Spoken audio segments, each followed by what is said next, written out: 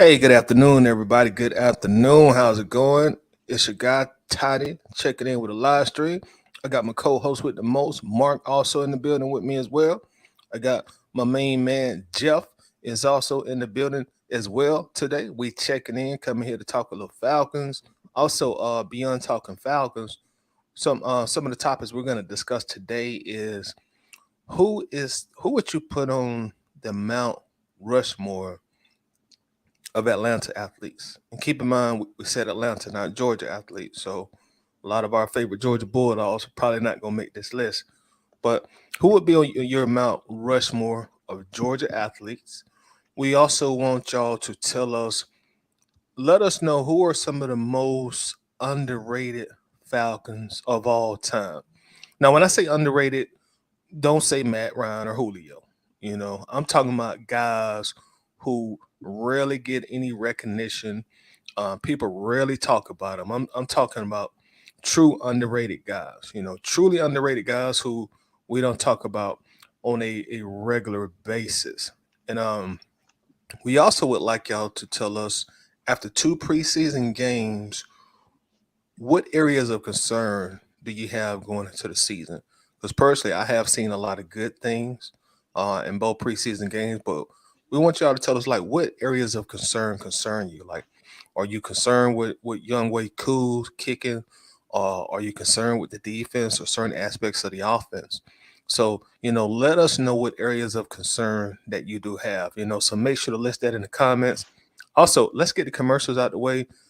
Make sure as you come in, you like the video for us as well. When you like the video, it really helps us out in the algorithm. It gets the video out in different places. So make sure to come in and you also like the video as well. Subscribe, for those who may watch the after broadcast, make sure that you are subscribed to the channel. And also, you are free to share it as well. So do us a favor and share it. But let's start off and get these likes up, please. I'm saying? It's a nice Sunday. We in here, we preparing for the regular season. I'm saying? So it's really almost showtime for the Falcons. Let's go out here and this year, let's shock the world. I'm saying? Let's get back to our winning ways and boost the morale in this fan base. Because as we all know, since those notorious numbers, 23, the morale has kind of been low. You know what I'm saying? So let's go out here, let's get it this year, ATL fast. Let's go. So we're gonna see who we got checking in thus far in the building. We got our guy Ray Ellison checking in. What's going on, Ray? How's it going? How you feeling on this nice Sunday, brother? What's popping with you, Ray? We also got our guy Travis Preston in the building, as he always is. Travis says, "What's up, Tyler? This should be a good topic. It should, Travis. Should be a great topic." And also, Travis, make sure to let us know who are your four athletes on the Atlanta Mount Rushmore as well. And we also got Todrick Davis checking in the building. Says, "What up, y'all? Have to start with Hank Aaron. That's a no-brainer. Anything else is debatable. I feel it, man." And also, Todrick, make sure to give us your other three that you got on your Mount Rushmore as well. We got our guy, as always, in the building, Wallace Smith. Wallace, how you doing today, brother? How's your Sunday going? Wallace, make sure to give us your top four or your four Atlanta athletes that you would put on the Mount Rushmore. And also, Wallace, you know a lot about the Falcons. You might be one of the most knowledgeable cats in here. So let us know who are some truly underrated Falcons as well. We got Kaylee Baker checking in. Kaylee, how's it going? How's it going? Make sure to give us your four athletes, Kaylee, that's on your Mount Rushmore of Atlanta athletes. We also got Roderick Redding checking in. What's up, Roderick? Tidy, y'all did y'all thing on Bleach Report the other day. Thank you very much, Roger. We appreciate that, man. We appreciate that. We're slated for one more game, which will be after the next preseason game, of course, against the Steelers. So please continue to support us, Roger, and we thank you for that as well. We got John Higgins in the building. John, how's it going today, brother? Says Tidy, what's happening? Happy Sunday. Happy Sunday to you also, John. Do us a favor and let us know who's on your Mount Rushmore of Atlanta athletes. And y'all remember, this is Atlanta athletes, not Georgia athletes. So a lot of our favorite Bulldogs won't make the cut. Of course, Stephen Gibbons is in here. As far as underrated, Scott Case, but no case for him being on that. I see what you did there. I see what you did there. I see what you did there. Hey, Johnson, can't stay with y'all today. Just checking in. I appreciate it, John. We appreciate you coming in, man. Thank you very much. And we also got Eric Parker in here saying, "What's up? What's up? What's up to everybody?" Steven says Holyfield must be there as well. So thank everybody for joining us today. Before we get into our main topics, we're gonna pass the mic to Jeff. Jeff is gonna let us know what he thought about this game that we just played a few nights ago. He's gonna tell us what he liked. He might even tell us what he did not like. But this is Jeff's corner. So Jeff, you have the mic, sir. What's up, everyone? Checking in here. But it's a tie. Didn't get a win, didn't lose, but it was a good game and not as many good plays. But Desmond Ritter had one interception, and Bijan had a few run plays. Our defense was pretty good, and a bunch of things that surprised me with all the rookies and stuff. Because I think Bijan is going to be very good from what he's shown all the Falcons fans. But all the players have to show us that they want that starting spot. So we, yet again, it was a tie and it was a good game. And we had Tyler Heineke as our starting quarterback on that game, and Desmond Ritter played a few snaps, had okay game, wasn't his greatest game, but he's still gonna work. He's still working on it. Like last year, he didn't have a bunch of games, and he wasn't doing what he hoping that we would beat the Bengals and all that. So All right. And you mentioned Bijan. How did you think Bijan did? You know, our first time seeing him. So what do you think about Bijan Robinson? I think he's gonna be very good, and he's gonna be a threat to our run game. Do you think we'll see him playing receiver a good bit, or what do you think about Yeah, that? yeah, we'll see him a little bit at receiver, but mostly he'll run the ball, which is actually pretty good. So yeah, I agree with you. What about um what about Desmond Ritter? You know, this was our first time seeing Ritter this past preseason game. How do you think Ritter yeah, did? he did okay. It wasn't his best game, but one interception. He only had a few snaps because our starting players only get a few snaps. But yeah, I think it wasn't his best game. Okay. Did the interception that he threw concern you any, or no big deal? No, our defense did pretty good. I mean, it's also just preseason, so there's really nothing besides counting on the rookies. How do you think the young guys did when you mentioned Rickers? How do you think the young guys did? Pretty good. Like Bijan did really good, and Jesse Bates did good, and a bunch of other rookies did very good too. Because they're all battling for that starting spot. So Very true. Hey, what's up, Jeff? This is Mark. Hey, we appreciate you having you on the show, man. You're definitely a fan favorite. So that leads me to my question: Who's your favorite player going into the season? Kyle Pitts, Mm, why Kyle? he he's just probably one of my favorite guys because of his athletic ability to do anything that Arthur Smith tells him to do. Yeah, that's true. Yeah, that's definitely true. 6'6", that size, that type of speed. I mean, he's definitely a fan favorite. I mean, he's probably my favorite player going into the season too. Now, when you look at the He's not, defense, yeah. I mean, he's not the strongest tight end, but he'll do the job. right. So he won't be like George Kittle or Travis Kelce or any of the big name tight ends, but he'll do the job for us. Right. No, that's very true. That's very true. Definitely looking forward to see what Kyle Pitts does. So, I mean, as you know, man, going into our next topic, we're talking about the Mount Rushmore. So we're talking about pretty much like the top 4 players in Atlanta sports history. Who's your top player in Falcons history?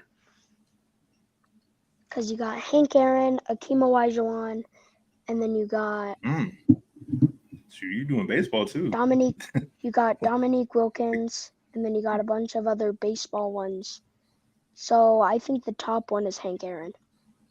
Hank Aaron, Wow. yeah. I think he's gonna be on a lot of people's list, Jeff. Yeah. Yeah. So we'll kick off into that topic. We want to talk about the Mount Rushmore Atlanta athletes. And before we give ours, let's continue reading the comments real quickly here.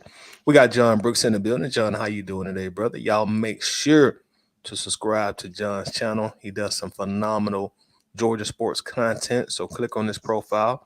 Make sure that you do subscribe and run up the comments and run up the likes as well.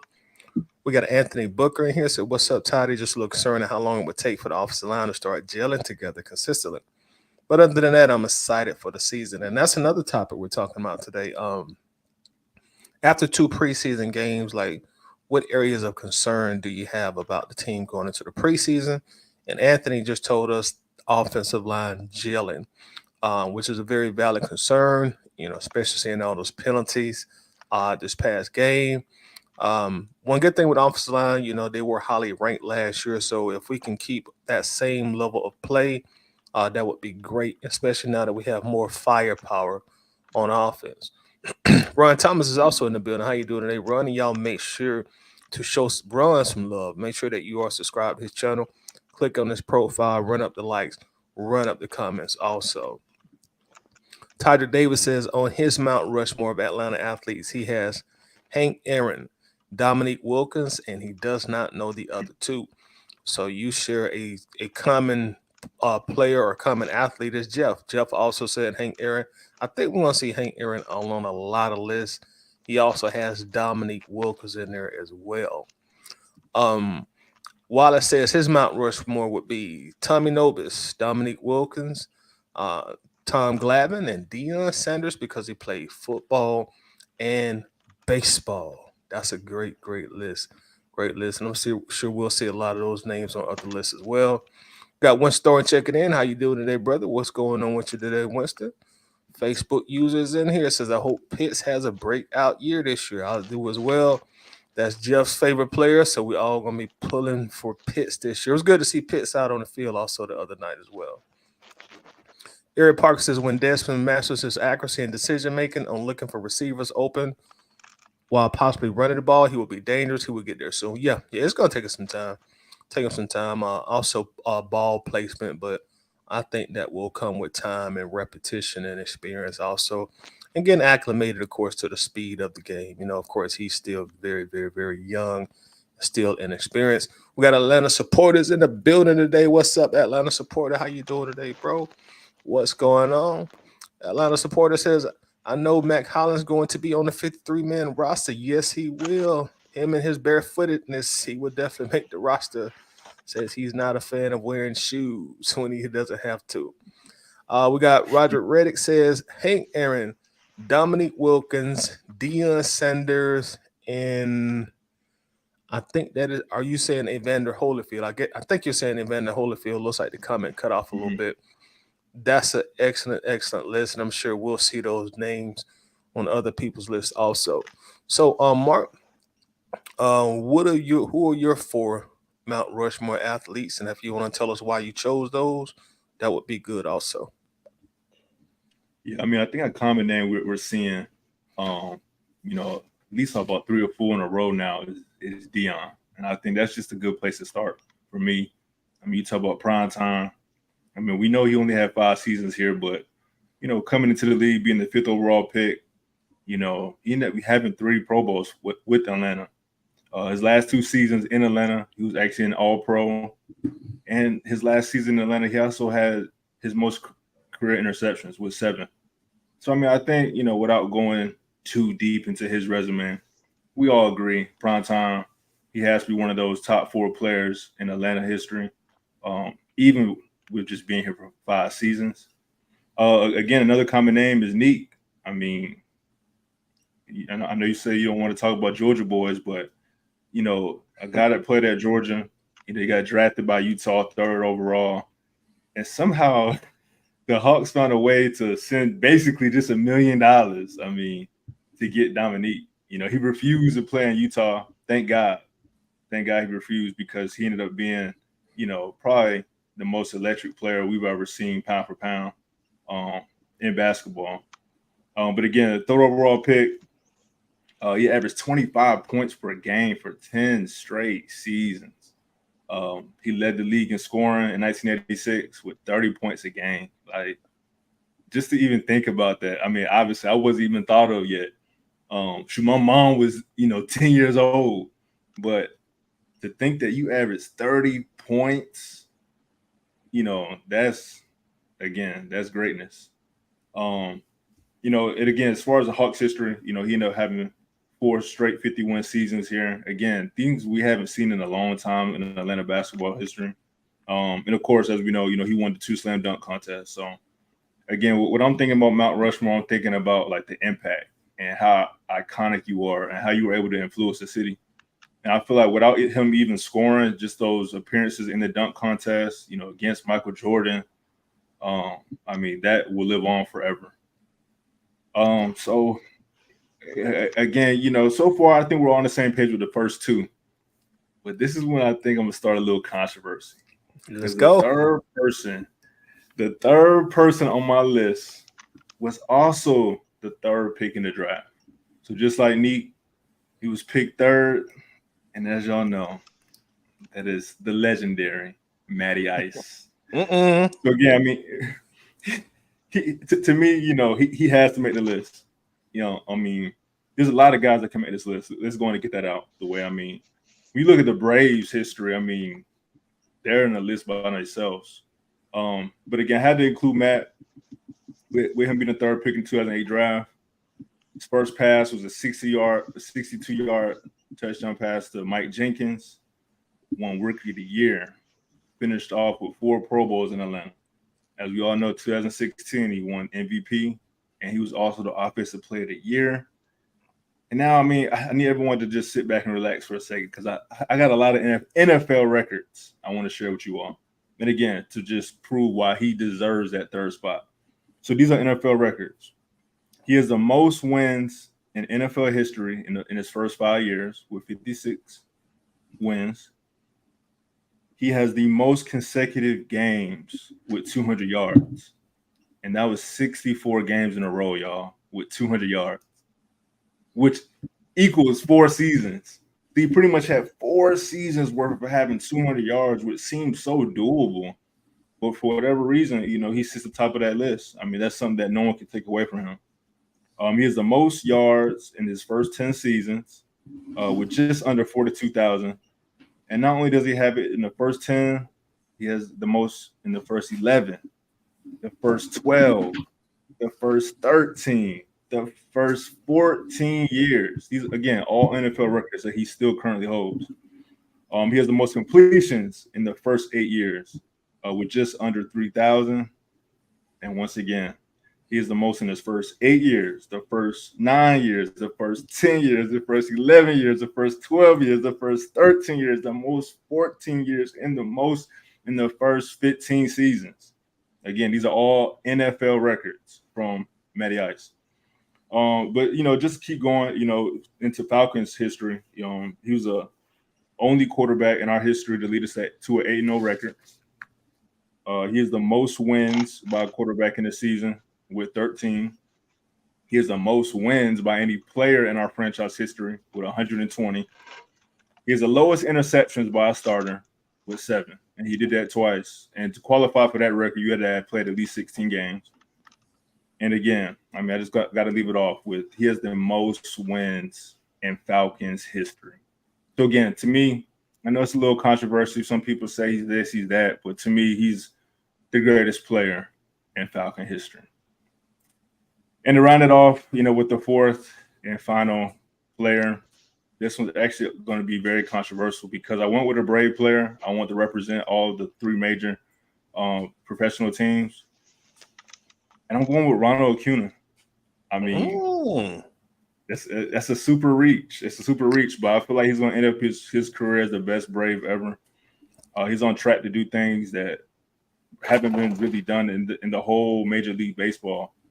As we all know, he was Rookie of the Year his first season, and with him being in Atlanta the past 6 seasons, in the majors, he's pretty much been the main character.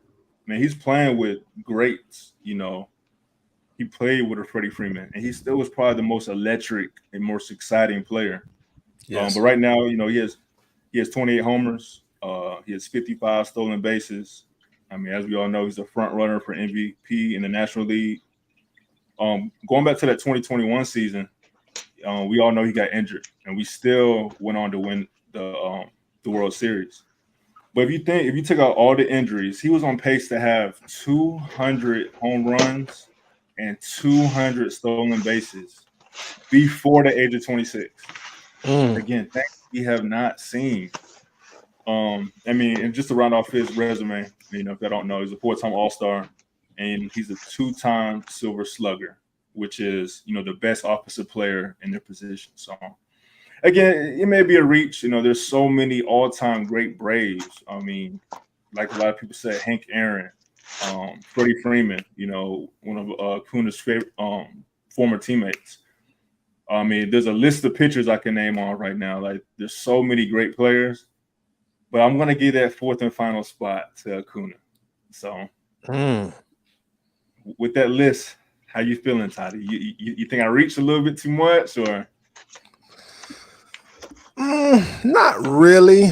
Acuna stands out initially on that list because I agree with you. I think at the end of his career, he will become the greatest Brave in history, and who knows, man? He may become the greatest athlete in Atlanta sports history. He's still playing, still young, so Mount Rushmore, that was kind of surprising. I didn't think we would get any current players, especially some his age. But what you said about him is spot on. He's played with a lot of superstars with the Braves, and he still was the main character in the movie. His entire career, he's never been like the supporting actor. He's been like the main actor. So, right. And right now, he's currently the biggest draw in Atlanta. I would say he's bigger than Trae Young right now. So, yeah, the Acuna one was polarizing. Matt Ryan, that name normally will start a fire debate among Falcons fans, but I can understand Matt being there. And when I did my list, I debated this thing all the way up until now. I'm still, and I think Jeff is showing his Matt Ryan card. I'm still debating the list that I want to present, to be honest with you. And Matt was definitely in my list of people, And as again, Jeff is showing us his Matt Ryan football card. So it's really hard for me to say Matt Ryan shouldn't be there, to be honest with you. I can't say that because all the accolades you just named that he has, and he played here 14 years. He raised an entire era of Falcons fans. That's what they knew as their quarterback. Guys like Jeff, he was here Jeff's entire life. So that says a lot. That says a lot about Matt Ryan. So I really can't argue. And the only one I would maybe argue is Acuna, and I told you why, because he's still playing and he's still young. But phenomenal list, man. Phenomenal list. And I can dig it. Let's see what Yeah, I the mean, comments. Go ahead. I'm sorry. well, I mean, I was gonna say, mine was about impact, influence, and I think Acuna, he definitely gives that prime time, that Deion Sanders vibe and that energy where it's just like, I'm here, I'm not going nowhere, and you just have to respect it. So I'm hoping that he keeps himself out of trouble and he stays healthy to end off as, like you said, one of the best athletes in Atlanta history. Yeah, and that impact is definitely there. He leads. The last time I checked last month, he was leading major leagues in jersey sold. So it Mm. says a lot. It's a lot of baseball players out there, a lot of superstars, and everybody are buying a Acuna jersey. Normally you have a Dodgers player leading that list because LA is so big, populated, or a Yankee. Again, New York, just like LA, so populated, and the Yankees just have such a storied history. So for Ronald Acuna to be leading in jersey sales, man, that says a whole lot. It says a great deal. Definitely. And so let's see what some of the people in the comments are saying. We got John Harrison here. What's up, John? Says Hank Aaron broke Babe Ruth's home run record in 1974. Was there a worldwide sports moment prior to that in Atlanta sports history? I don't think it was. You make a great point. I don't think it was. That's probably the first time we really had international spotlight on us. And everybody in the comments also make sure to list your 4 Atlanta athletes that you would put on Atlanta Sports Mount Rushmore. And again, remember, this is Atlanta athletes, not Georgia athletes. So a lot of our favorite Bulldogs probably won't make this list. And, So we got and Steven. let me just add this too, Toddy. Go ahead. One big thing about my list too was you had to be drafted by Atlanta. Yeah. That whole Hank Aaron, if you know, you know, but they came from Milwaukee. Was it Milwaukee or St. Louis? I think but either way, they Milwaukee. moved to Atlanta. Yeah, I don't know why St. Louis popped in my head in the last second, but again, not to stop the comments, but I just wanted to throw that in there. I want the guys that were drafted here on my list. Yeah. That makes sense. That give them more of a native son type of vibe. So that makes a great deal of sense. Right. Let's see. We got Wallace says the only concern that I have is that the players staying healthy for the most part. So Wallace saying after seeing the first 2 preseason games, his real area of concern is staying healthy. And we've already dealt with some injury bugs already. Okuda, CP. But yeah, I totally agree, man. Especially in such a physical contact sport, staying healthy is a big part of your success in the NFL, which is why having great depth is so important as well. We got Miss B in the building. How you doing today, Miss B? What's going on? Says, what's up, Todd and Mark and Baby Boy? Forgot his name. That's our main man, Jeff, rocking that Falcons cap. Shout out to Jeff. And also, y'all make sure to follow Jeff. Tell them your YouTube name. I don't know if they know you have your own YouTube channel. What's your YouTube name, Jeff? Grizz Nation. Grizz Nation. Y'all make sure to follow Jeff, man. He has a great YouTube channel. Is really geared toward people his age. He gives tips on basketball. He's showing you how to do some certain kind of dribbles. So he has a great channel, man. He's done a lot of good things. So shout out to my main man, Jeff. Atlanta supporter says, I want Desmond Ridder first TD to be to Kyle Pitts so everyone can be hyped. Maybe we'll see that Dirty Bird dance also as well. Facebook user says his Mount Rushmore are Hank Aaron, Deion Sanders, Dominique Wilkins, and the legendary Michael Vick. Definitely when you say Michael Vick, you think of Atlanta Falcons, you think of the city of Atlanta. We just talked about Acuna's impact, and man, Michael Vick has had phenomenal impact on the city of Atlanta. He's still impactful today. You still can walk into the Falcons team store and buy a Michael Vick jersey. So that says a lot. The only Falcon to have his own signature shoe, cover Madden, and he also led the league in jersey sales 1 year as well. So that name definitely ring bells in Fulton County, Georgia. Stephen Gibbons says, truthfully, before any Falcon can make it, wouldn't you have to go through a list of Braves that have been champions, seem like? Stephen Gibbons says, where are the titles at? Or you can say that about the Hawks too, man. So that's a valid point, bro. Valid point. And the sporting news list, who actually sparked this conversation, they had, I think, three Braves on there. They had Hank Aaron, Chipper Jones, Tom Glavine, and Dominique Wilkins. So they had 75% of their list was Braves players. Steve Given says Hank Holyfield and two more Braves. Don't discount the great Chipper Jones. Yes, I totally agree. Chipper played Atlanta his entire career. And he was pretty much in the modern sports era, man. You don't see that a whole lot anymore. Hey, Dad. You don't see that a whole lot at all. And Winston Thorne says Braves down 3-2 to the Giants, bottom of the eighth. Let's go, Braves. Let's rally. Let's get this W. Atlanta supporter says one day the Atlanta Falcons will win multiple Super Bowls. I hope you're right, brother. I definitely hope you're right. Steve Given says Acuna is on track, but his race isn't over yet. Let's see here. Winston says Hank Aaron, Prime Time, Matt Ryan, and Holyfield. I can dig it. That's a great list. Definitely a great list. Jamie says my four is as follows. So what do you got? My four are Chipper Jones, Evander Holyfield, Matt Ryan, and Julio Jones. So we got another Matt Ryan in there, Mark. So we got someone else that got Matty Ice in there as well. Winston also says Prime Time, Matt Ryan, Julio, and Chipper Jones. I like it. All right, so I guess I will give y'all my four now. Like I said, I've been debating on who I'm gonna say since we breached this subject, and it actually has changed slightly. Reached by Ally Condi's main subject is dystopia. My bad. That's my By Alexa. the way, you have a new notification. Give me a moment. Do you want to hear it? Just a second. No, Alexa. My fault, y'all. It just pick up certain stuff and just start talking. But yeah, mine has slightly changed since we started the broadcast, and I just been going back and forth in my head on who I'm gonna say, why I'm gonna say it. But I think I'm gonna go ahead and say the last ones that I was stuck on. I'm gonna start off with Evander Holyfield.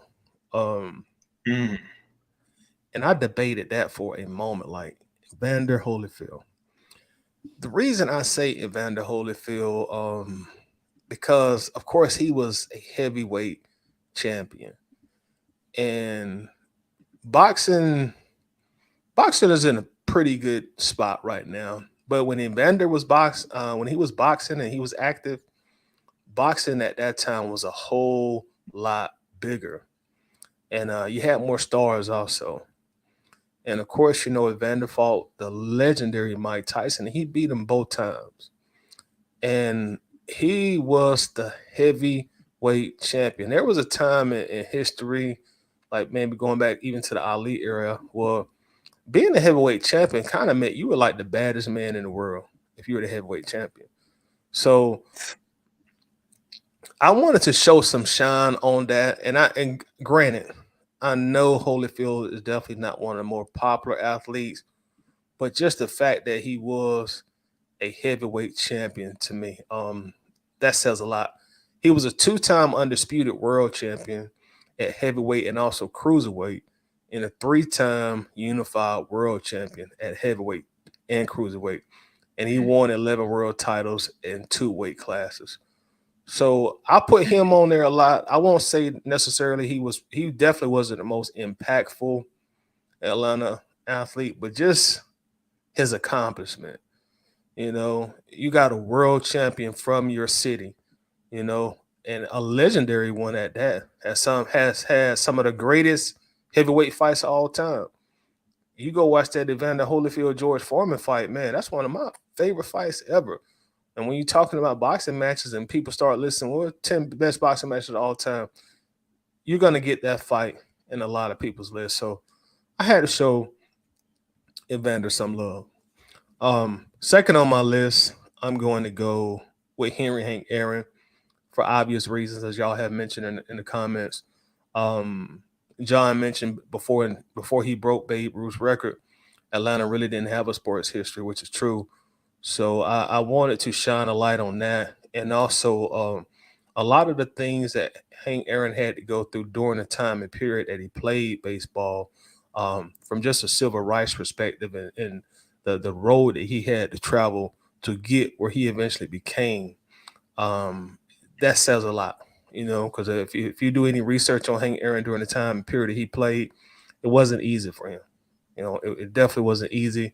And even when he was breaking that record, he was getting all kind of death threats and things of that nature, and he still persevered and eventually broke that record. And as John said, pretty much put Atlanta sports on the map. So I want to show a lot of shine to Hank Aaron. And I think he played for Atlanta, if I'm correct, about 21 years. So, he definitely has the longevity here. Number 3 on my list, and this is a guy, when this article first came out in the Sporting News, I said, you know what, man, I would add this person and this person and take this guy off. I took him off initially. And I thought about the subject. I said to myself, you know what? This guy's Atlanta sports.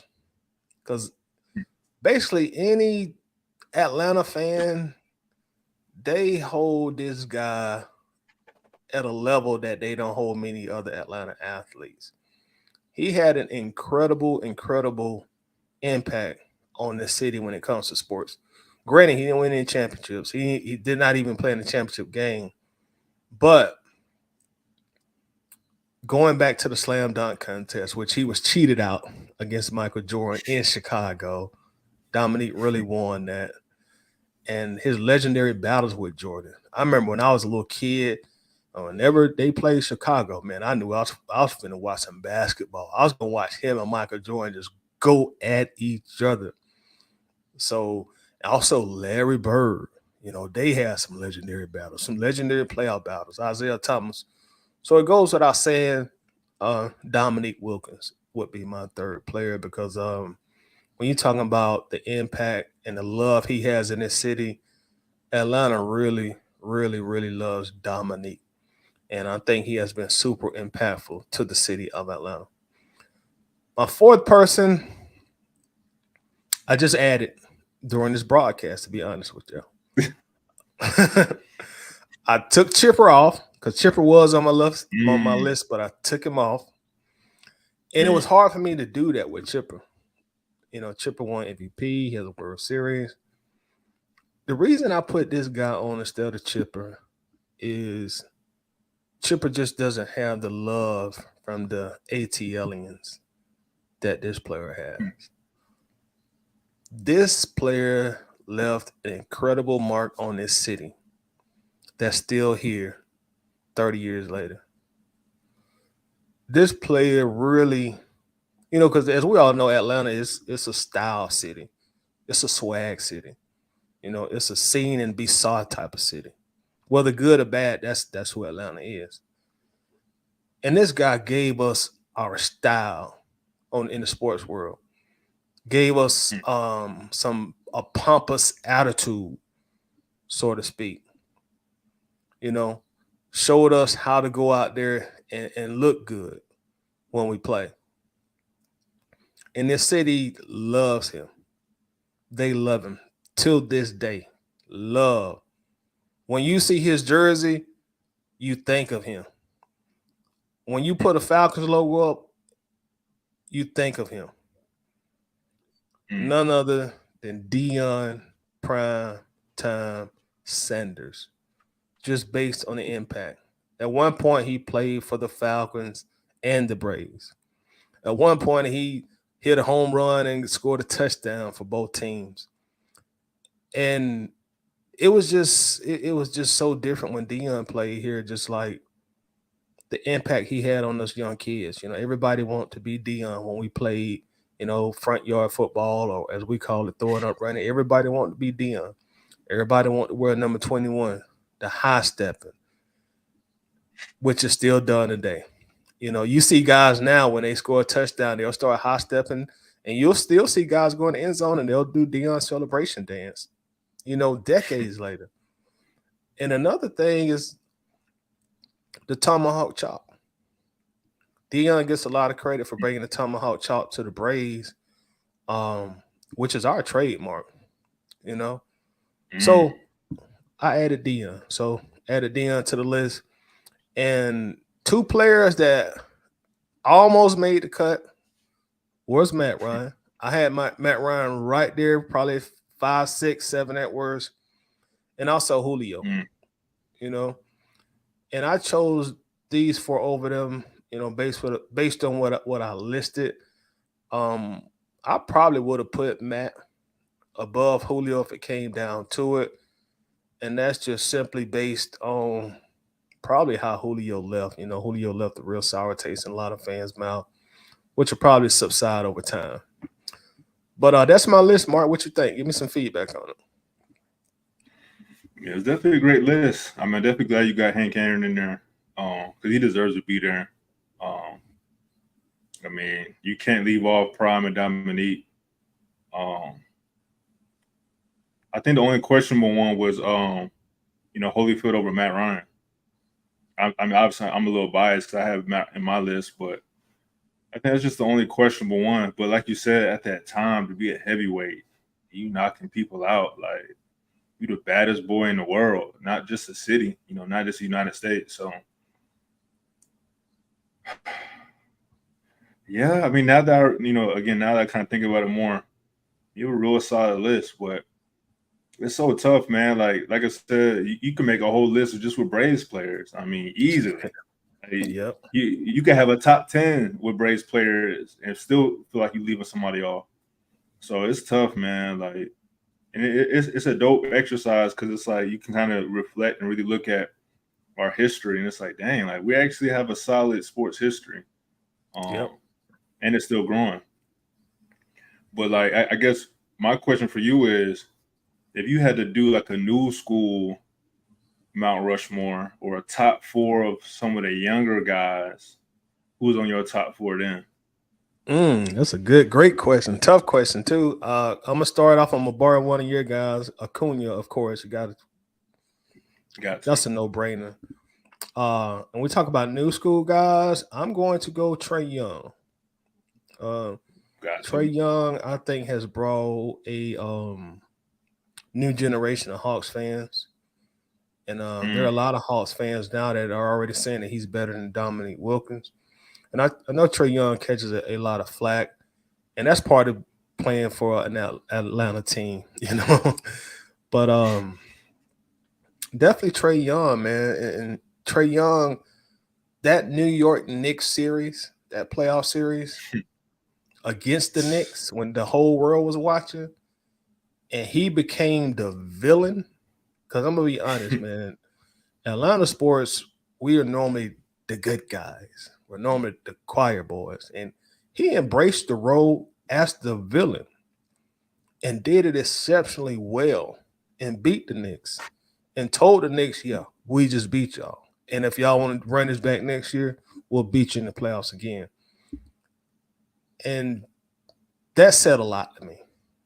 I like guys that just have that look in them, and he's been praised by a lot of past great basketball players as well. So I would definitely put Trae Young in there, man, without a doubt. So Acuna, Trae Young, and who else would I? Freddie Freeman. Can't leave out Freddie Freeman, man. Freddie Freeman, bro. Like, Freddie was just consistently great. And he helped bring the Braves a 2021 World Series, and he was a huge part of that also. I remember clutch home runs in that playoff race, and really wish things would have ended differently with him in Atlanta. But, he's now with the Dodgers. Wish him well until they playoffs. But definitely Freddie Freeman. My fourth one, and this is just off the top of my head, I didn't know Mark was going to ask me this question, but the fourth one would be, I would actually trying to make sure I don't forget anybody. Yeah, I would put Matt Ryan in. It's definitely tough. I would put Matt Ryan in there as a new school guy. Matt just stopped playing for Atlanta a couple years ago. But I would put Matt in there because, as I said a moment ago, talking about your list, a lot of Falcons fans now, that's all they knew was Matt Ryan as their quarterback. So I'll bring Matt in on that new school list. What about you? Yeah, I mean, I guess it's kind of tough because I put Acuna on my all time, but I think for the sake of the question, we're on the same page for the first two, Acuna and Trae Young. Trae Young is just doing things that are just being completely overlooked. I think when we look back at these early years, you look at that playoff series, we're gonna really be like, wow, like he was literally one of the greatest point guards. But we refuse to accept it. That third spot, there's so many great Atlanta players. I'm gonna try to think of players that are still currently on Atlanta too. I mean, I'm gonna throw this one's. I think this one's a recency bias, but it's on the top of my head. I'm just gonna let it out. I'm gonna include Grady Jarrett, man. I'm gonna include Grady. Like he obviously doesn't have like the all-time great stats, but I think he is an all-time great player, and it'll be kind of similar to Trae Young, maybe. I think a lot of Atlanta sports fans respect Grady, but I think when Grady retires, a lot of people around the leagues will start to be like, wow, this man was truly dominant. Regardless of who he had next to him, regardless of who the defensive coordinator was, like he was great. And I think he popped in my head specifically because of the Super Bowl, 3 sacks on Tom Brady. I mean, that just stands out, the biggest game of his career. He probably had his best game. In that fourth and final spot of the new Cats. I want to stay with the current Atlanta athletes, but Freddie comes to my mind. Like you said, just solid. Like you just knew what you were getting out of him. I mean, and he's really kind of been borderline MVP, for 5-6 years in a row now. Like he's just, exactly what you're gonna get it free from him. Man, off top, it's so tough. I know we're leaving somebody out. Yeah. Let's see if anyone said anybody in the comments.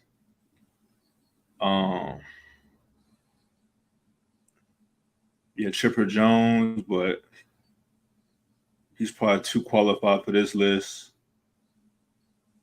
Man, it's so tough to find that fourth player because you had Trae, Acuna. You threw Matt on there. Who was your third? I had Trae, I had Acuna, I had Matt, and Freddie Freeman. Yeah, it's tough, man, but I think I'm about to agree with you. I'm about to give it to Freddie. He was just too good. He was just too good. For a long time also. Right. I mean, even now, he's still great. I mean, I think he's, right behind, Acuna for, the MVP race, the NL. So, yeah, I think if I had to submit it, that would be my 4. That's a good 4 too. Very, very good 4 as well. We revisit this question in maybe 3 to 5 years. We may have Bijan Robinson, on that list of the new school guys. Yeah, so let's see. We got Ms. B checking in. What's up? Ms. B says her list: Hank Aaron. Number 2, any Braves players from the first and second World Series win. Number 3 or 4, because ain't no Falcons and Hawks players won shit. You're right. You're right. And hopefully we will change that in the immediate future. Hopefully so.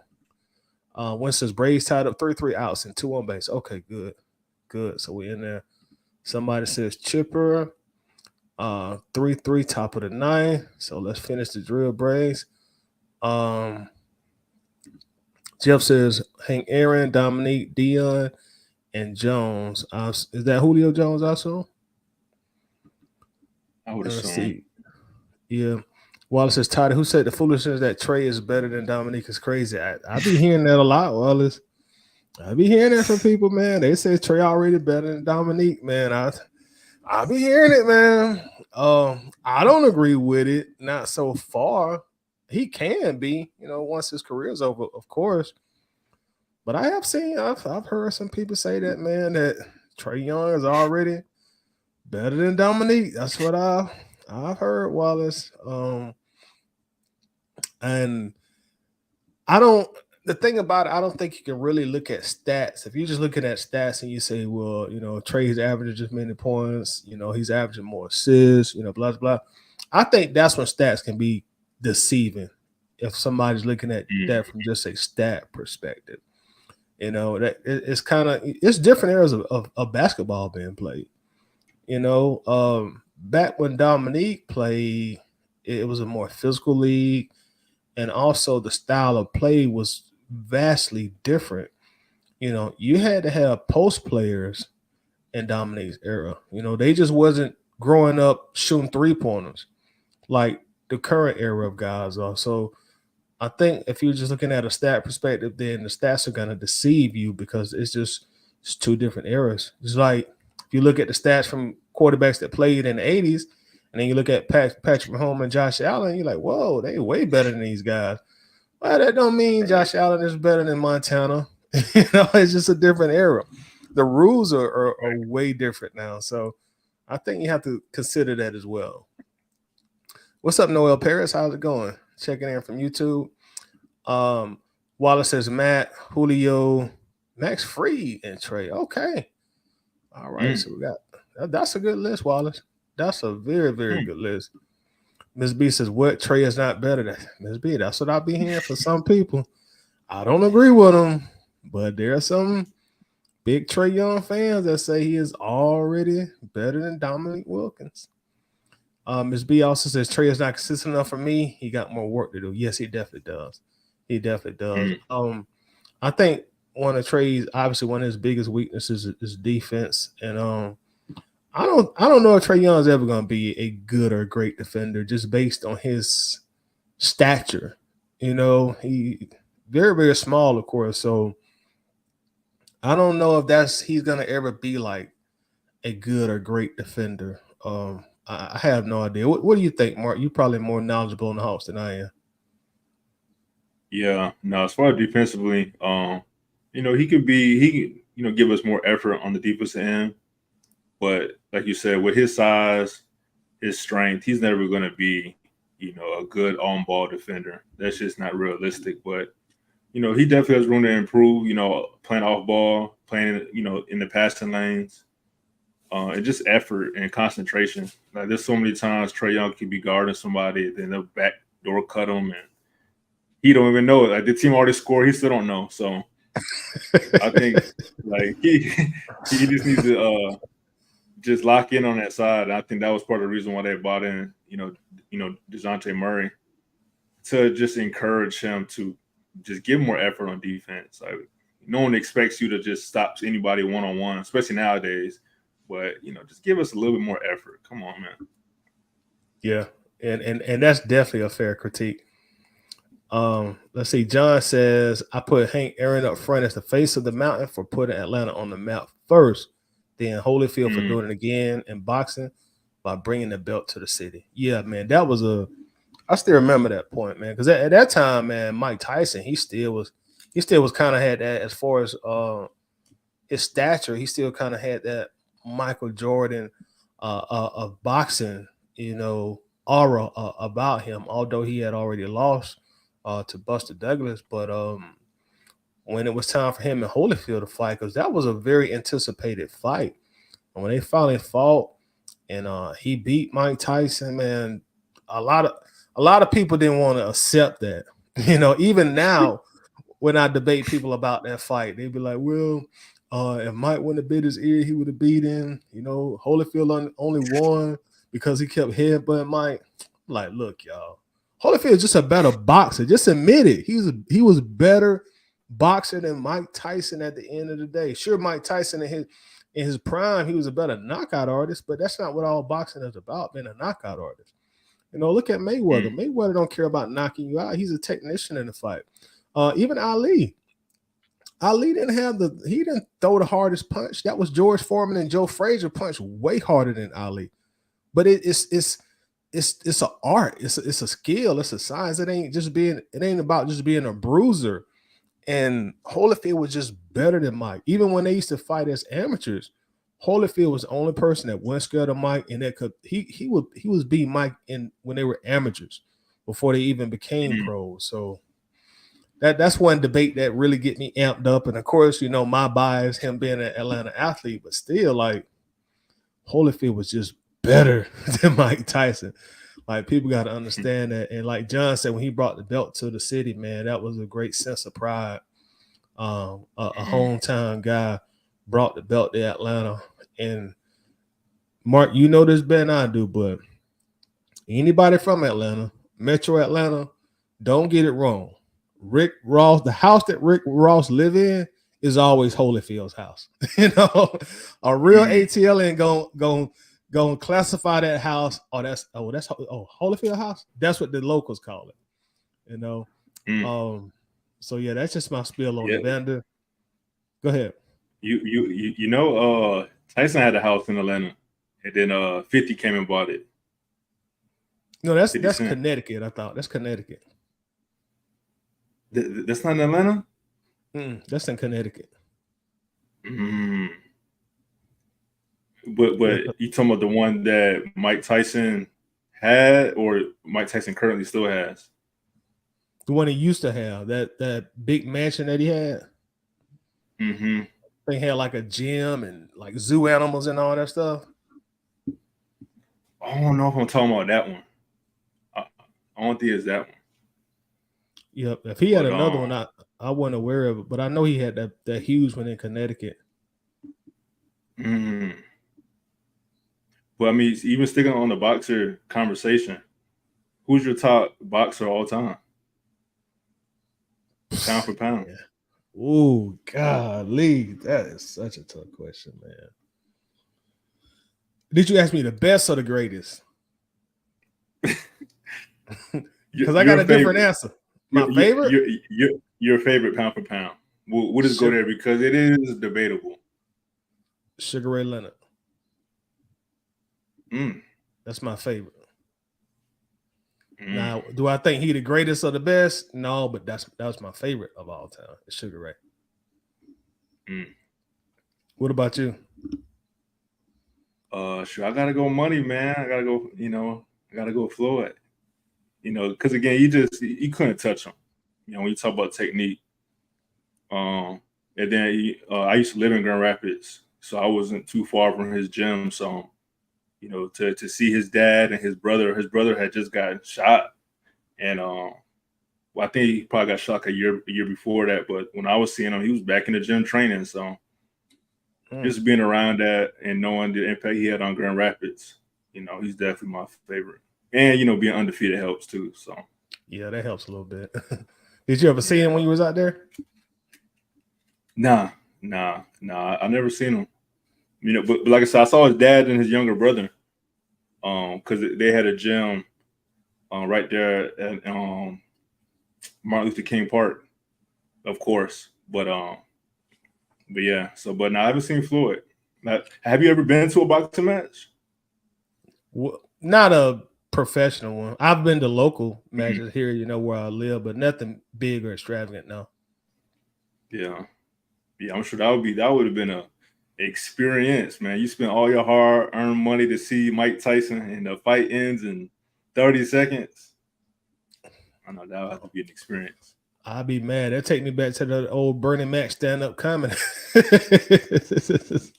Man, that's a class one. If you ain't never seen that, go watch Bernie Mac stand-up. I think it was on Def Comedy Jam. He said he was going to the Mike Tyson fights, and he went and got some hot dogs, and he got ready to sit down, and the fight was over. Man, that tripped me out. But what about, like, do you have a difference? Because I said my best and my greatest are different. Do you have a different two, or is your best also your greatest? I mean, it's hard to say for me, man. I didn't get into boxing until, like, really fight night, like playing the fight night games, so you knew about Mike Tyson. You knew about, the top names. So I'm a little uneducated when it comes to boxing, but I mean, I think it's understood that Ali's probably the greatest, and then probably the most powerful will be like Mike Tyson. Yeah, maybe Tyson definitely up there. Tyson, Foreman, Frazier, they all could hit pretty hard. But Tyson probably was the most ferocious when it just comes to knockouts. Like sometimes he gonna knock your head clean off your body watching Mike Tyson back in the day. Yeah. For me, mine, I got a different between the two. Like you say, to me, the greatest is Ali. And one thing for me is, to me, people always determine who's the greatest. I think the consensus, they determine the greatest, and the consensus has consistently, decade after decade after decade, has said Ali is the greatest. When you think of who's the greatest of all time in boxing, most people think of Ali, and it might be because he started calling himself that before everybody.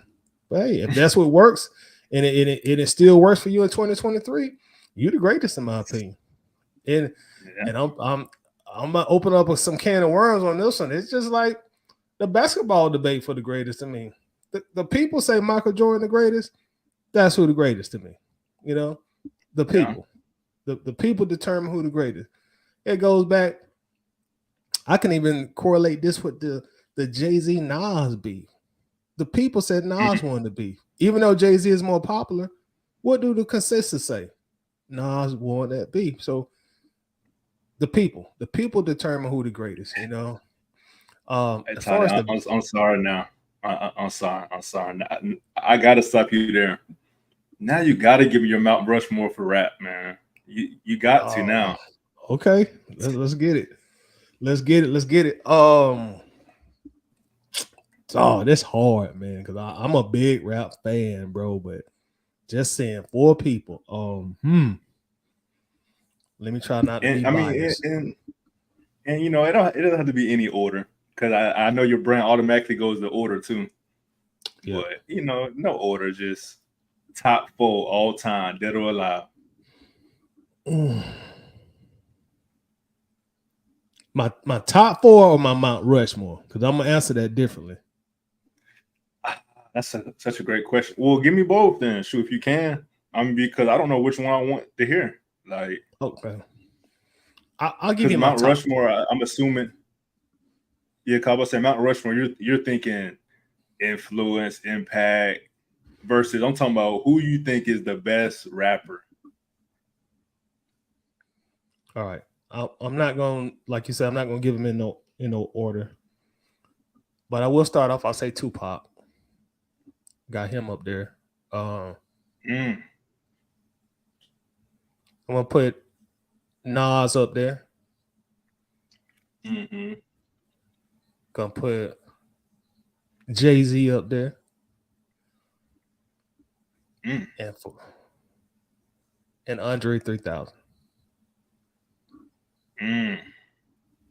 Pac, Nas, Jay, 3000. My top 4. What about you? Yeah, I got 3 stacks.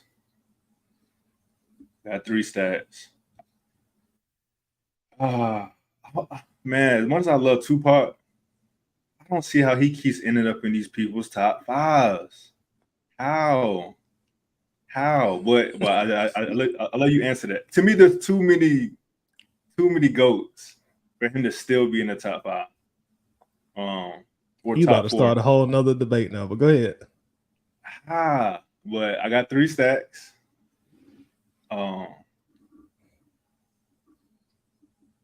You got to put Nas in there.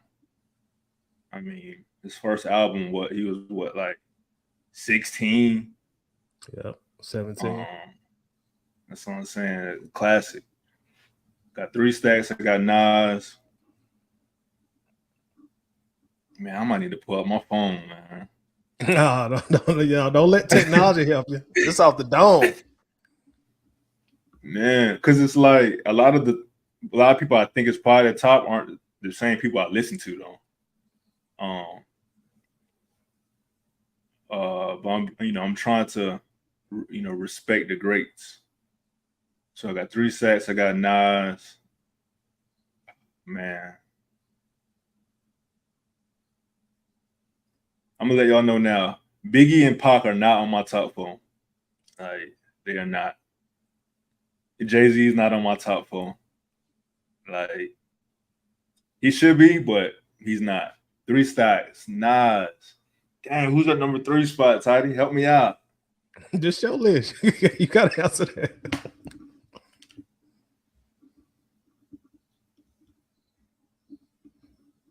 So I'm gonna say somebody that might really cause some controversy. But Cassidy,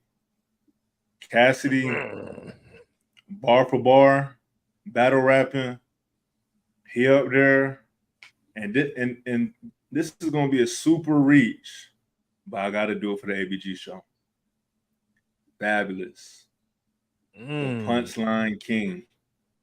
The Punchline King. I think that's my top 4. I'm talking about just bars. Like, I'm not talking about who makes the best songs, because that's the thing about Cassidy. Cassidy was probably the best rapper out of all of them, but he didn't make any good songs. I mean, he does if you really, listen to Cassidy, but I'm talking about in comparison. Gotcha. But yeah, I got Nas, 3 sacks, Cassidy, and the Punchline King. Fab.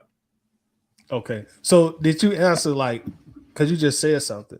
Did you answer that saying who is your top 4, or you said who are your top 4 like MCs or lyricists? Yeah, top 4 lyricists. Like, okay. All right. See, and again, that's why like Biggie kind of in there, and Pop, he was a great storyteller, great songs, great messages in his songs. But I'm talking about, like, who can give me if I had a 100,000, I'm trying to buy the best 16. Those are probably going to be the artists I go to in their prime. And honestly, I'm so glad it's remembered. I'm taking off Fab and I'm putting Lil Wayne in there. I don't know how I almost forgot Lil Wayne. So Lil Wayne takes Fab's spot. So I got Lil Wayne, Nas, 3 stacks, and Cassidy. Lil Wayne, best 3 stacks, and MCs. Cassidy. Okay, gotcha. Yeah, because I answered it just saying like my top 4 like rappers who do putting everything in there together, an entire nucleus. Now, if I did like my top 4 MCs, then my list would be different. Like if I do it, it'll be hard for me to say MCs off the top of my head.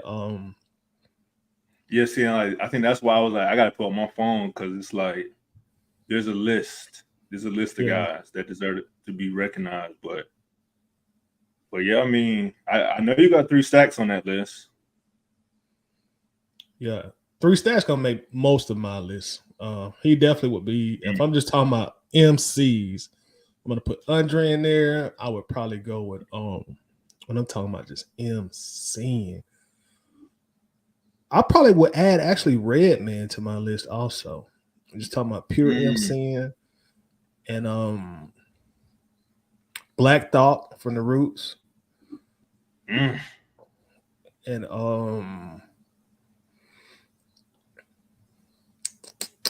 Black Thought definitely up there. I know I'm probably forgetting somebody. I want to say I'm kind of torn between like saying Nas or maybe Rakim. Just talking about just pure MCing. Like if I just want somebody to rock the mic. Like if I'm in New York City and I got to bring somebody to a battle, it's gonna be some guys like that. Yeah, it's tough, man. Like it's tough. Like, I listen to so much different rap. I'm more like a conscious rap type of person.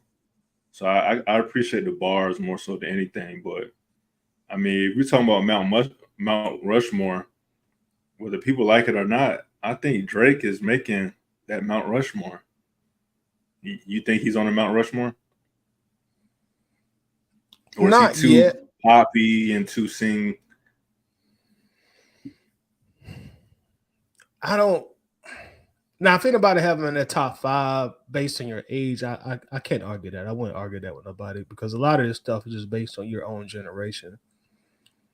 But when it comes to like the Mount Rushmore list, I'm not sure I could put Drake on there I'm not sure.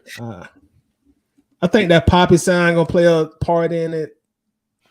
Right. I don't know, but he's definitely knocking on the door. I will say that you can't deny, his run. He's probably had the longest run in rap history, right up there with his mentor Lil Wayne. They had some incredible runs. Right. So he definitely in there.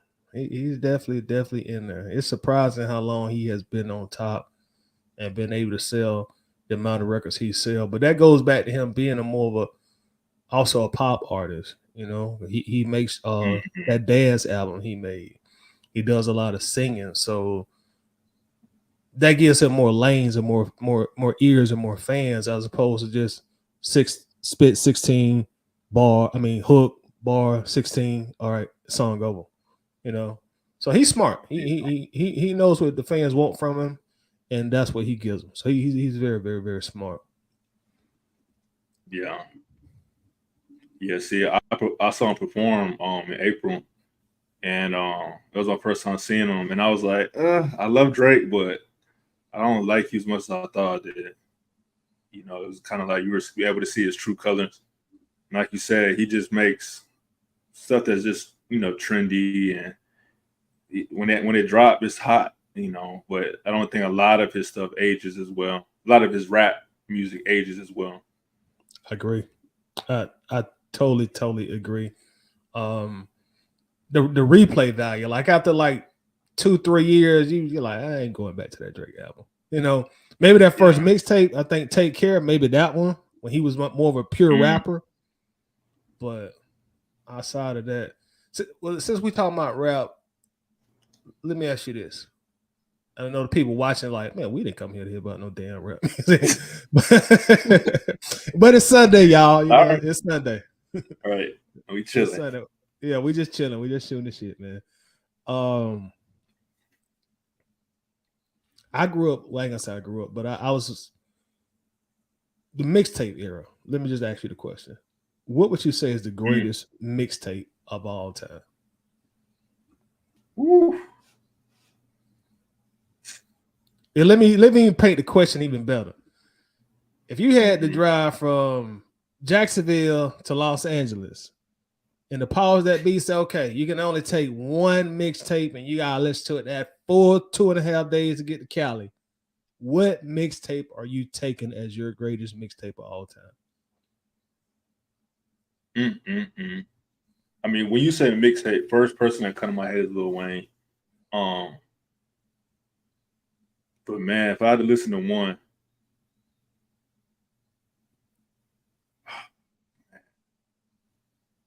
and see my pops in the chat, I wish he would sneak me the answer. I wish I could call a friend right now because he's put me on so much good music.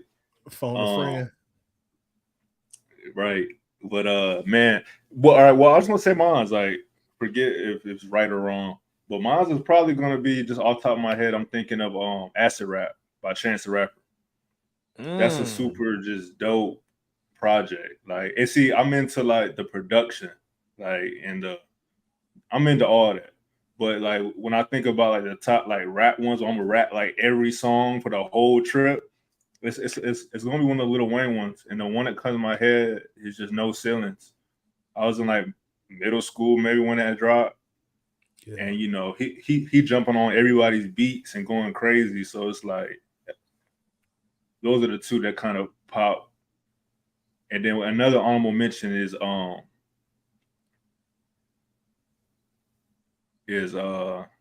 honorable mentions is The Warm Up and Friday Night Lights by J. Cole. J. Cole, yeah. So, is that a those mixtape? probably my four. Was that an actual mixtape? Which one? That J. Cole? J. Cole? Yeah. The Warm Up. Yeah, that was the second mixtape, and then Friday Night Lights is definitely a mixtape. Okay. But like he made it. It's more of an album, like, but it was released as a mixtape. Because there's a lot of songs on there that he still hasn't gotten cleared. Like, I think Too Deep for the intro. He hopping on that Badu track. Badu is not clearing that. I wonder why. Man, Badu be suing everybody. Really? She get all her coin. Oh yeah, Badu, she get all her coin. She get all her coin. I didn't know that, man. But yeah, so that's the biggest reason why that project isn't on like Apple Music and stuff, because like they just can't get a lot of the songs cleared.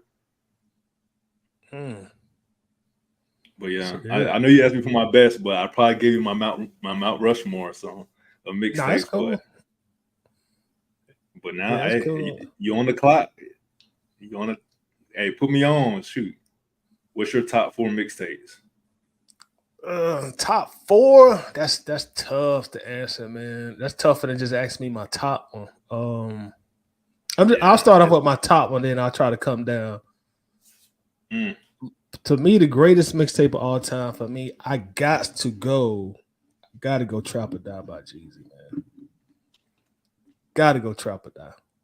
As far as my greatest mixtape, man, when that came out, that had, well, first off, it had Atlanta. It had Georgia on fire, first off. It really had the nation on fire.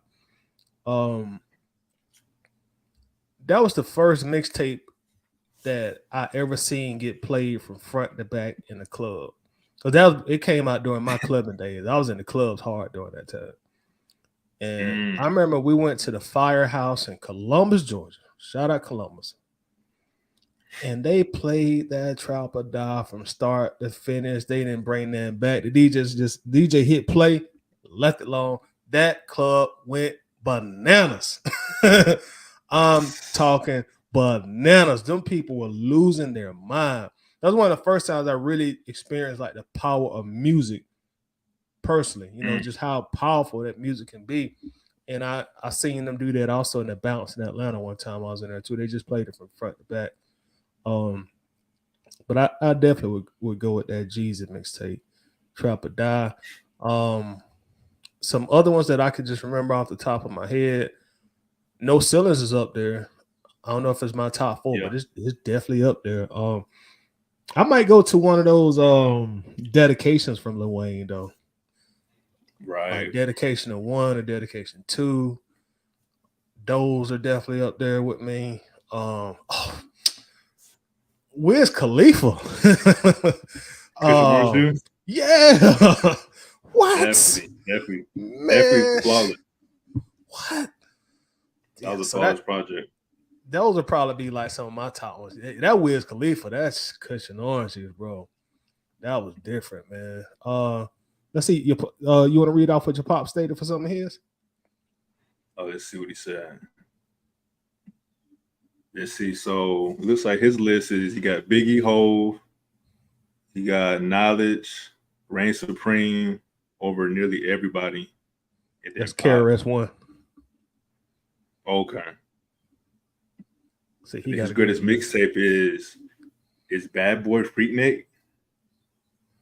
You remember that? Is he talking about the one? Because Bad Boy used to make some. Is he talking about the one where they answered, hit him up on there when Puffy debuted that keep the army is Brooklyn in the house without a doubt. Wrapping up everybody up about guns up awesome. Problem with my wife, don't discuss them. When Biggie had that freestyle, that was a good mixtape if he talking about that one. Because Bad Boy used to release their own mixtape. And I think it was DJ SNS that used to do them. If we talking about the same one. So I think that's the one you're talking about. Yeah, I'm sure he'll respond. Man, I had to pull it up. I had to see what other people was thinking. I forgot about Meek Mill's Dream Chasers too. That one definitely ride. That one has the intro that everybody know. I think that's the only one that I kind of wish I would have mentioned. It was probably Dream Chasers and, like you said, Cushion Orange Juice. Yeah. It was just, man, I mean, just the whole mixtape era, man. Like, it was just great just to get so much music. What? And now we gotta wait so long. Man, I actually miss the mixtape era, man, because you just have some powerful mixtape has come out, especially the ones with not the rappers, but the DJs were hosted, like DJ Drama, all the Gangsta Grills. Man, there's some Right. classic mixtapes out there. Like T.I. Down with the King, that's up there too. I almost forgot about that. That was a good one. So let me ask you this: since we talking about rap, since we totally off topic, so I guess we'll finish up being off topic. What's the greatest rap concert you ever attended? Oh no, let me ask it different, and it may be the same answer. What's the greatest performance you ever seen at a rap concert? Like, who was the greatest performer you ever seen? And that might be still your greatest concert also. It's tough, man. Me and my girlfriend, we just having this conversation the other day because my mom, my sister, they went to see Beyonce in Atlanta.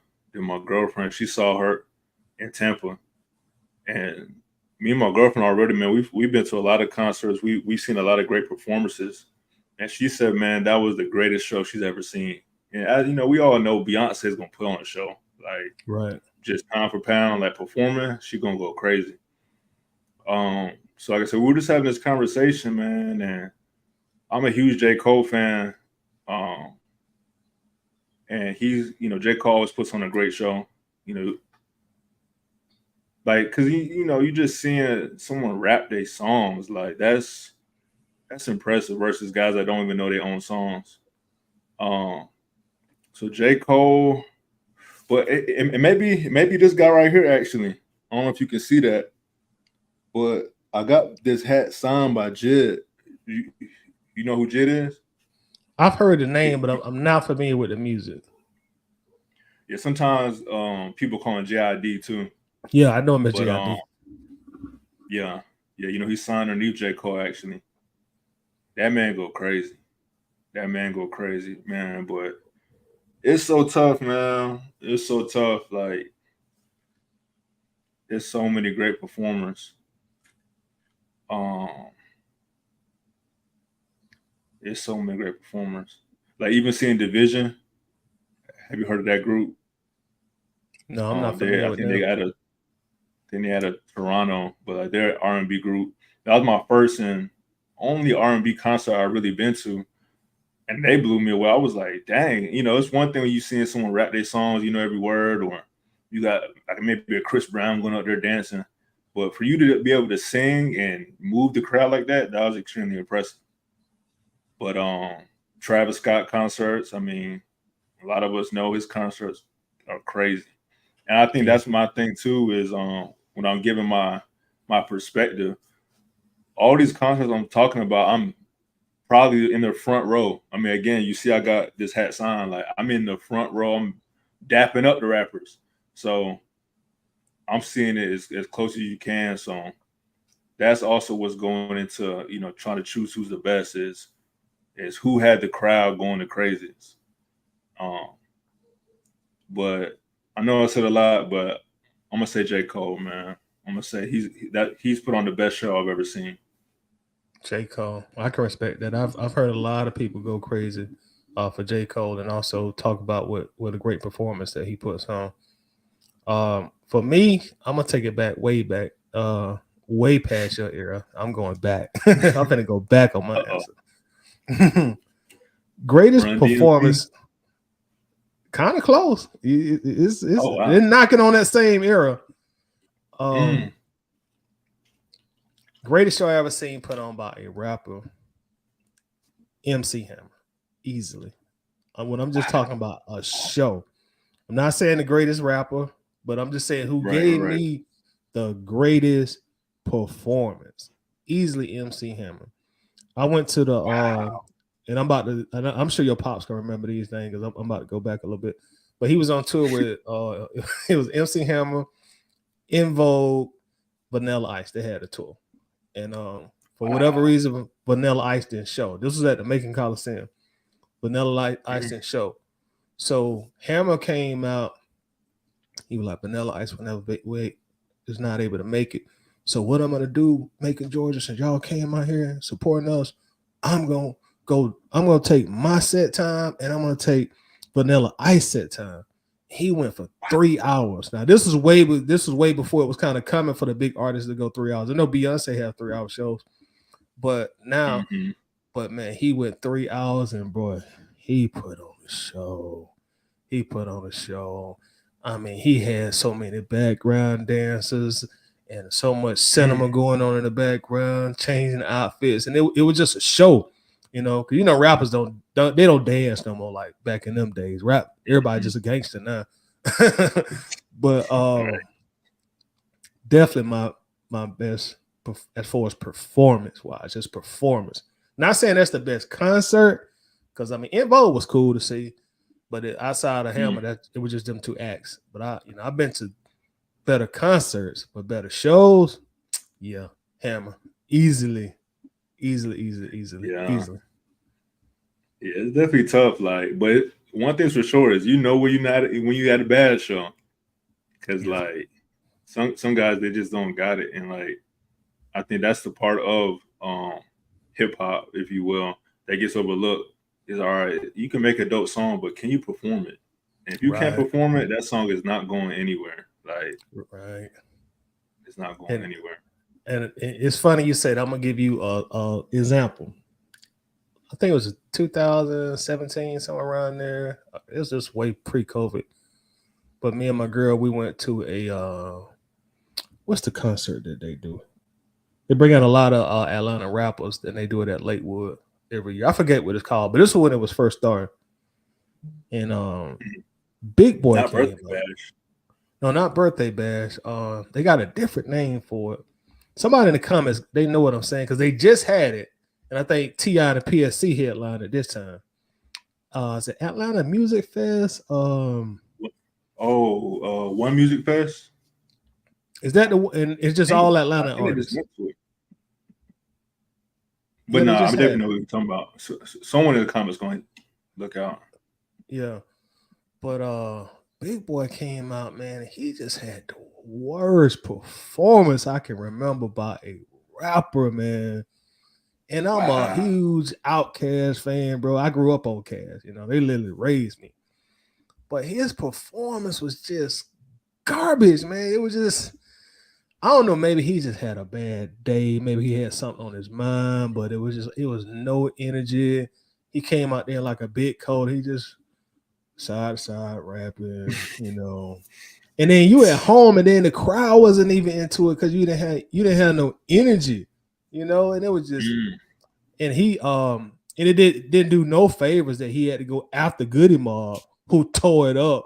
I don't know if you ever seen Goody Mob live, but they put on a great show. They tore it up, and then Big Boy came out there, was just like,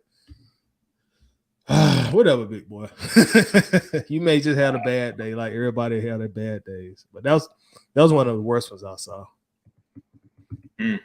Now you have to educate me real quick. What's the difference between Goody Mob and the Dungeon Family? There is a difference, right? Like, it's two completely different groups. Yes and no. Goody Mob is their own group, which is CeeLo, Timo, Cujo, and Big Gip. The Dungeon Family is their collective. That's the family. Organized Noise, Goody Mob, Outkast, which that's like they clique. Like Outkast was Dungeon Family, Goody Mob was Dungeon Family, Organized Noise. So you got the group, and then you just got the clique. Just like Raekwon and Ghost.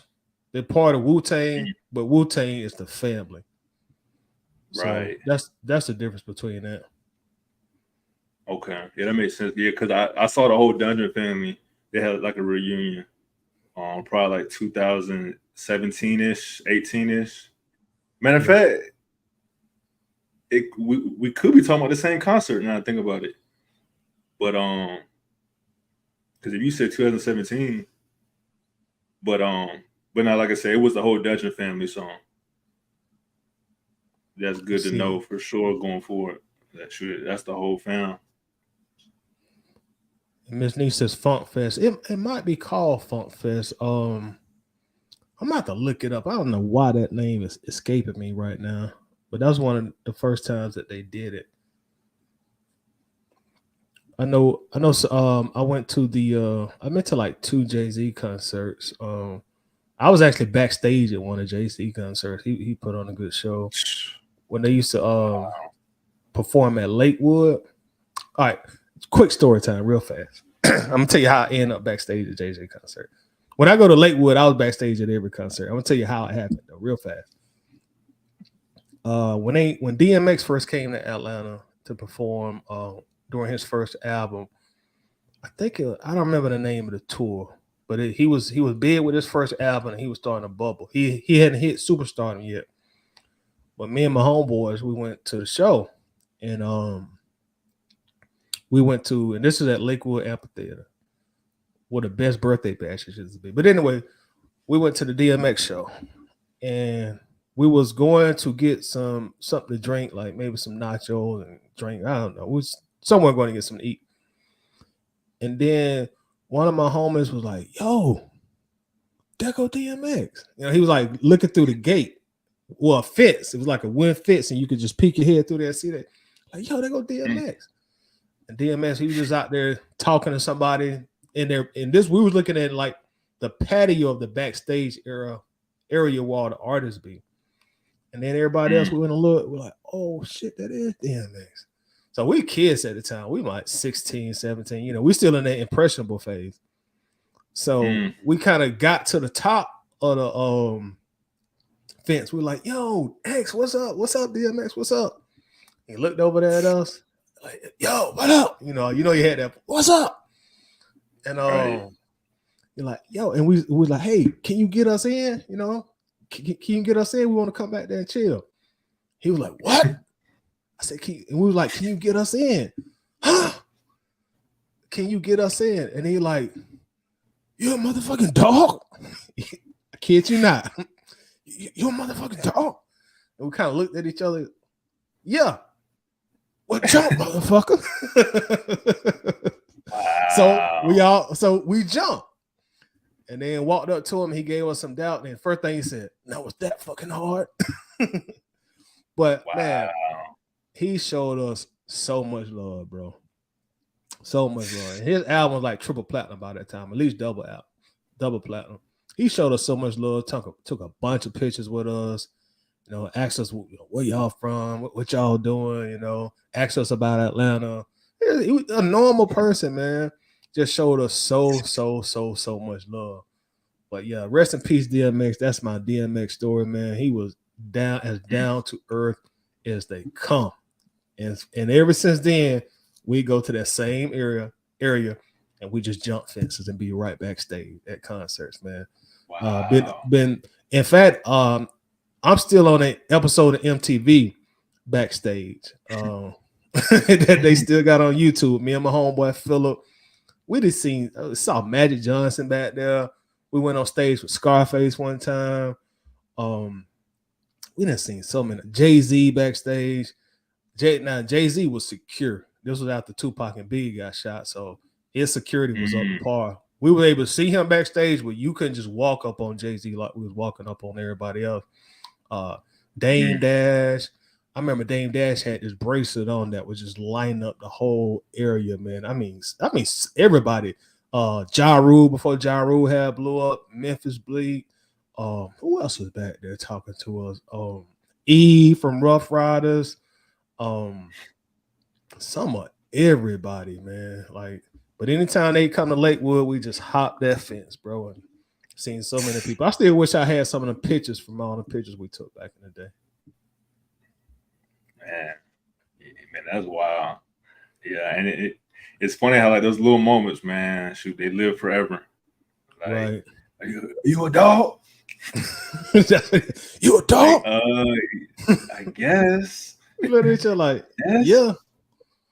Jump, motherfuckers.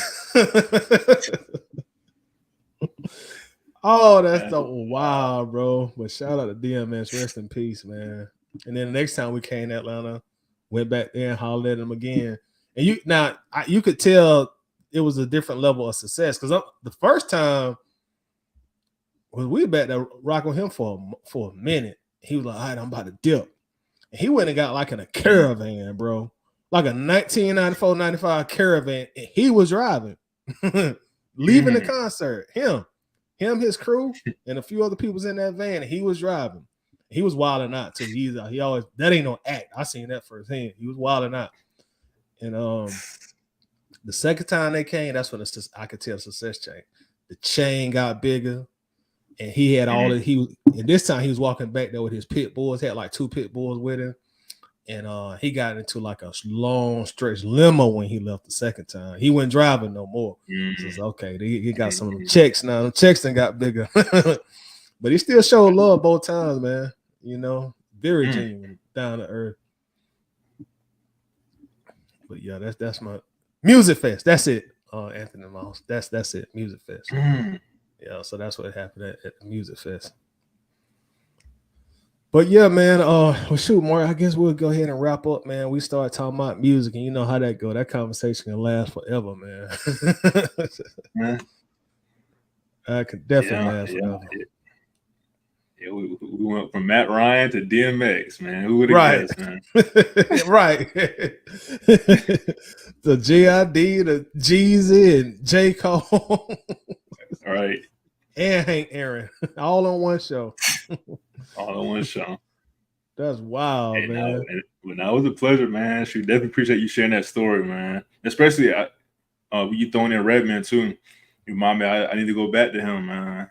I think a lot of people sleep on him. Yeah. Well, at least people my age.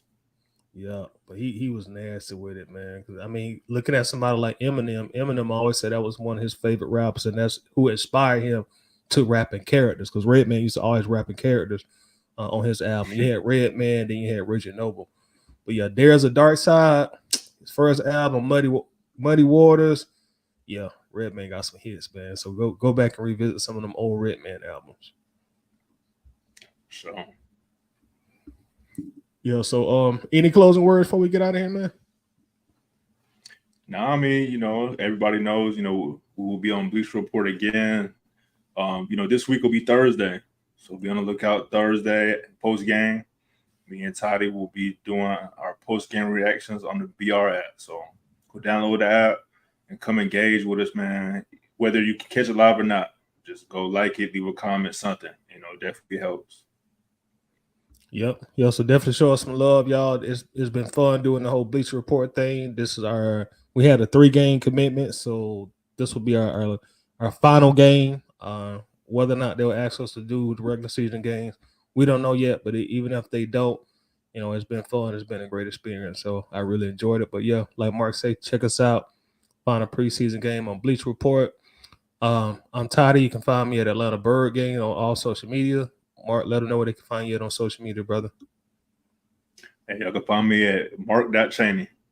Pretty much everywhere, man. I try to update it to make it a one-stop shop. So mark.cheney. All right. Well, it's been real, y'all. We'll be back soon. If something happens in between time, you know, we'll do a pop-up. If not, you know, make sure y'all check us out on Bleacher Report. We out of here. Peace, y'all. Be easy.